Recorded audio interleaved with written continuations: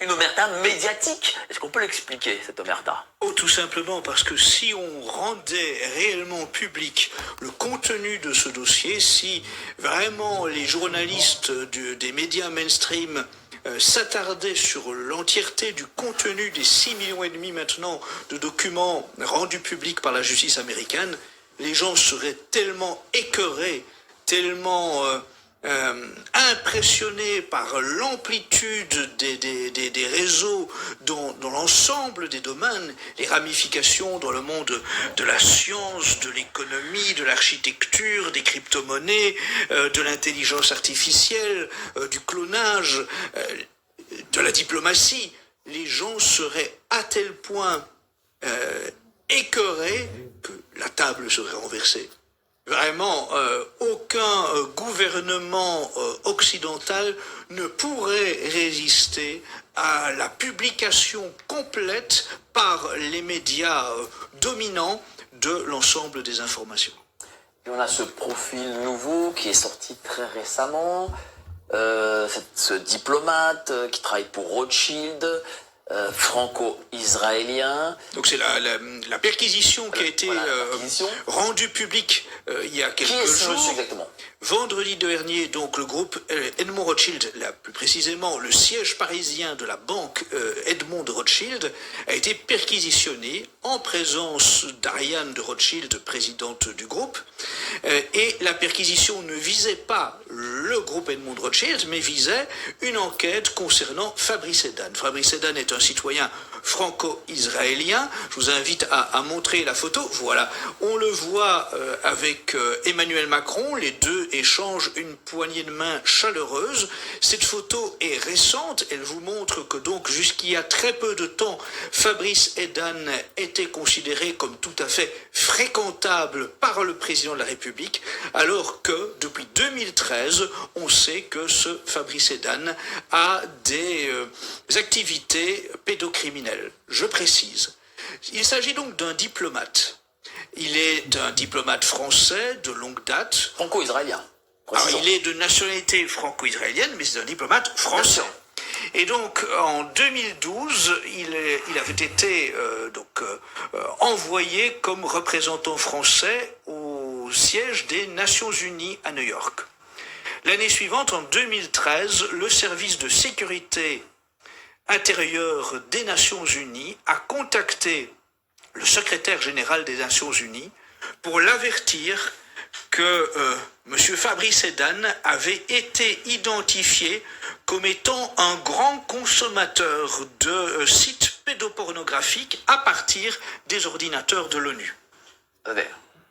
J'entends bien, à partir des ordinateurs de l'ONU, c'est-à-dire qu'au siège de l'ONU, il consommait des images pédopornographiques? C'est bien ça, et en très grande quantité, de façon très régulière. Le secrétaire général de l'ONU avertit à ce moment-là le ministère des Affaires étrangères en France, qui ne réagit pas. Ensuite, c'est le FBI, la même année, qui s'empare du dossier, qui à son tour contacte le ministère français des Affaires étrangères et qui cette fois fournit aux Affaires étrangères un rapport de 200 pages. C'est vous dire qu'il y avait matière. Pour écrire 200 pages, il faut avoir de quoi préciser quelles sont les activités troubles de Fabrice Edane. Or, quelle va être la réaction des Affaires étrangères?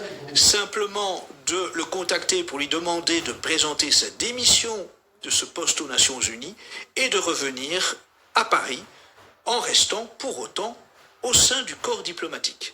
Ce qu'il va faire, il va présenter sa démission, il va rentrer à Paris et il va bénéficier d'une évidente protection puisqu'il n'y aura aucun rapport contre lui, il n'y aura aucune sanction contre lui, il n'y aura aucune mise à pied contre lui, il va rester au sein du corps diplomatique. Il faut savoir qu'à l'époque, il y avait un inspecteur général des affaires étrangères, par exemple lui-même ambassadeur, qui était réputé pour être sans pitié à l'égard des diplomates ayant mis les pieds dans des affaires pédocriminelles ou dans des affaires de mœurs scandaleuses, notamment violences sexuelles également.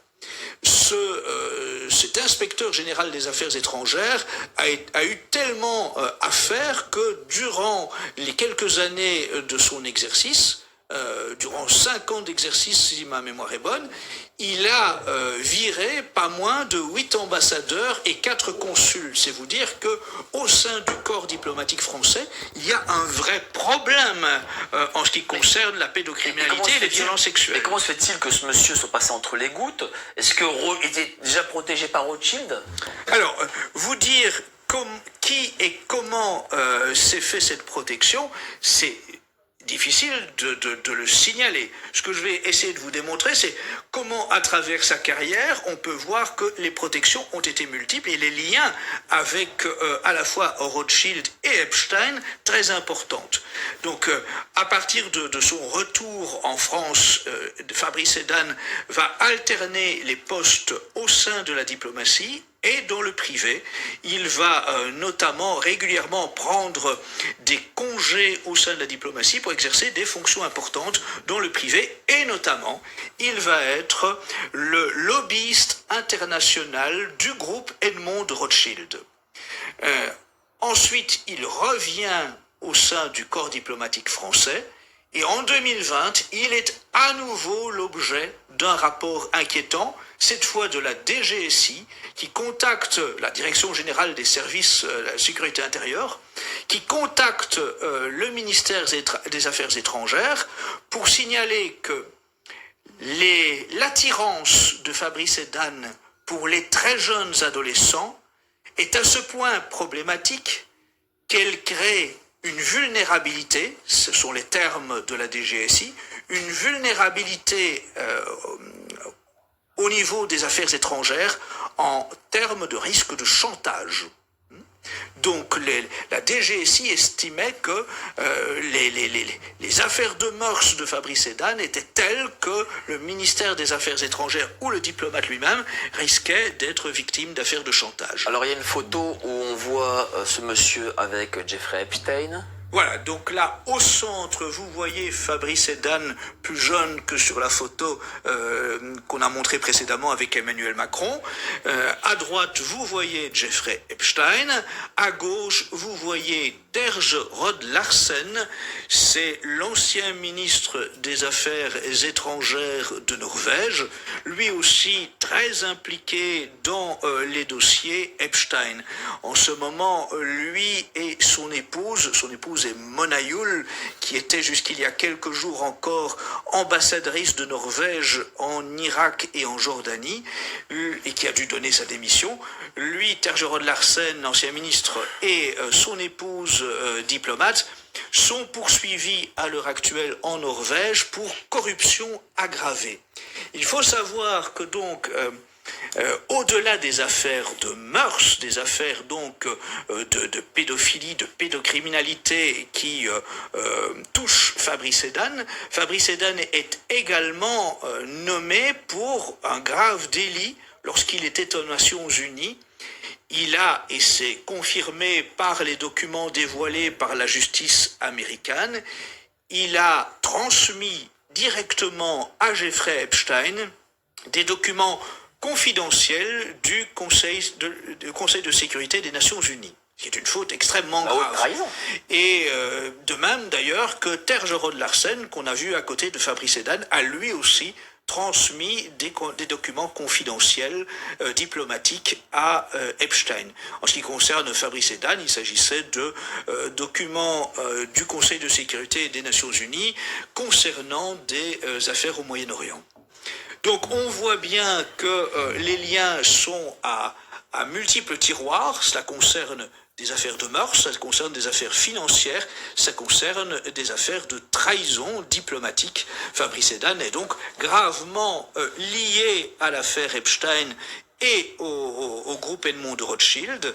Et le groupe Edmond de Rothschild, évidemment, on aimerait le voir perquisitionné, pas simplement pour le dossier personnel de Fabrice Edane, mais pour toutes ses implications dans l'affaire Epstein, puisqu'il faut rappeler que en 2015, Ariane de Rothschild fait face à une grave inculpation du groupe Edmond Rothschild aux États-Unis. Le groupe Edmond Rothschild est poursuivi par le ministère de la Justice des États-Unis pour être complice de l'évasion fiscale de très gros clients. Le groupe Edmond Rothschild risque à l'époque une amende de plusieurs centaines de millions de dollars. Et Ariane de Rothschild mandate qui pour gérer ce dossier? Jeffrey Epstein en personne.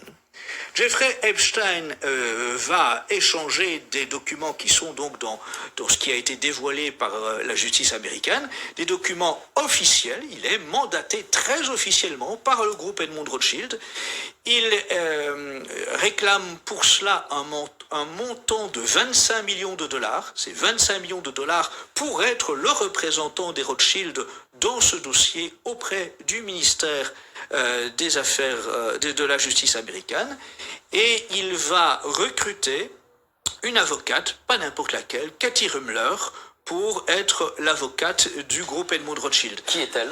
Cathy Rummler, c'est une juriste qui a travaillé d'abord au cabinet juridique de la Maison Blanche sous Bill Clinton, ensuite sous Barack Obama. Donc évidemment, elle a des relations à la Maison Blanche, elle a des relations dans tous les ministères, elle est donc bien placée évidemment pour représenter les Rothschild dans une telle affaire. La proposition de représenter les Rothschild est tellement alléchante à l'époque qu'elle refuse un poste de procureur. Au moment où elle doit choisir, voilà, elle a le choix, soit devenir procureur, soit prendre le dossier Rothschild. Elle prend le dossier Rothschild et elle va recevoir 10 millions de dollars du groupe Edmond Rothschild à partager entre elle et son cabinet d'avocats pour devenir l'avocate du groupe Edmond Rothschild. Cathy Rummler, ensuite, on l'a vu devenir l'avocate de la banque Goldman Sachs. Et elle a donné sa démission justement il y a quelques semaines en raison de ses liens étroits avec Jeffrey Epstein et avec les Rothschild. Sans que cette banque Rothschild est une forme de pieuvre, elle a des liens partout et elle a le pouvoir en France. C'est vraiment l'état profond, quoi. C'est l'état profond et c'est pas qu'en France. Ariane de Rothschild a véritablement tissé une toile en permanence, en parallèle avec Epstein, dans de nombreux pays. Les dossiers Epstein révèlent qu'elle est sans cesse en relation avec Epstein pour des spéculations, clairement, notamment lorsque la guerre en Ukraine se déclare, elle est immédiatement sur le coup, elle écrit à Epstein pour dire que c'est là une opportunité qu'il ne faut pas manquer. Elle est aussi très régulièrement en contact avec Ehud Barak, l'ancien premier ministre israélien, qui est très lié à Epstein. Elle va d'ailleurs, dans un mail qu'elle envoie à Epstein, dire au début de leur relation triangulaire que si Ehud Barak veut devenir riche, eh bien, il ne peut pas faire autre chose que travailler avec les Rothschild. Mais ce qui est fou avec Ariane de Rothschild, elle n'est pas israélite, voilà, précision. Elle s'appelle Ariane Langner de son nom de jeune fille, fille de Wolfgang Langner, chimiste allemand, qui a quitté l'Allemagne tout juste après-guerre. On n'en sait pas plus, mais il y a quand même de forts soupçons que son père ait fait des choses au sein du Troisième Reich. Elle, d'ailleurs, est née au Salvador. Lui, visiblement, il a immigré de l'Allemagne vers le Salvador. Tout ça, ça me paraît quand même bizarre. Enfin, c'est quand même un sacré feuilleton. Parce qu'en plus, n'oublions pas que dans les mails de Madame Ariane de Rothschild avec Monsieur Jeffrey Epstein, celle-ci se vante d'avoir financé à Vienne. Elle évoque les financements par la famille Rothschild et la famille Epstein d'ailleurs d'Adolf Hitler au moment où il était encore pauvre. Oui. Mais c'est ça, c'est quelque chose que personne n'a remarqué, personne n'a évoqué, tous ces liens troubles. Oui, alors là, vous me donnez une piste de recherche. Je ne manquerai pas d'aller creuser un peu Ben, quel ouais, est le passé d'Ariane de Rothschild, Enfin, quel est pas le passé, mais le passé de sa le passé famille. de sa famille, le passé de ses parents. C'est une piste intéressante à suivre. Un type qui s'appelle Wolfgang Langner qui quitte en 45 l'Allemagne, qui est chimiste et qui va au Salvador, je sais pas pourquoi il fait ça. Enfin, qui est-il? Oui, la question mérite d'être posée. Je Faudra se poser la question, je pense, manquerai hein. pas d'aller fouiner à ce niveau-là également. Alors, il y a des liens que possède Jeffrey Epstein avec nombre de milliardaires. Oui.